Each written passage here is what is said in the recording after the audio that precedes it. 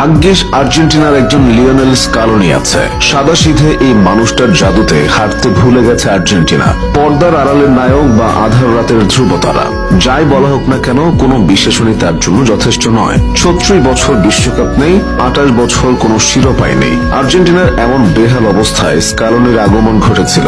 তারপর আর্জেন্টিনা ছুটছে পাগলা ঘোড়ার বেগে। জাদুকর কিংবা অতিমানব নন লিওনেল স্কালোনি বাকি সবার মতোই, তবে তার মস্তিষ্কটা বরফ শীতল। শিষ্যরা গোল করলে বুনো উদযাপন নেই, ভুল করলে হতাশা নেই। স্কালোনি যেন অনুভূতিহীন। পানির বোতল ছাড়া তার চলেই না। পানি খেতে খেতেই জিতে ফেলেছেন বিশ্বকাপ, কোপা আমেরিকা ও ফিনালিসিমা। লিওনেল মেসির দুঃখে স্কালোনি দিয়েছেন আনন্দের প্রলেপ। একজন স্কালোনি আছেন বলেই আর্জেন্টিনার কোটি কোটি ভক্ত সমর্থক নিশ্চিন্তে খেলা দেখতে পারে। অথচ এই স্কালোনিকে একটা সময় কেউই মেনে নেয়নি। 2018 সাল রাশিয়া বিশ্বকাপে ভরাডুবি হলো আর্জেন্টিনার। আরেকবার ব্যর্থ হয়ে জাতীয় দল থেকে সরে দাঁড়ানোর ইঙ্গিত দিলেন লিওনেল মেসি।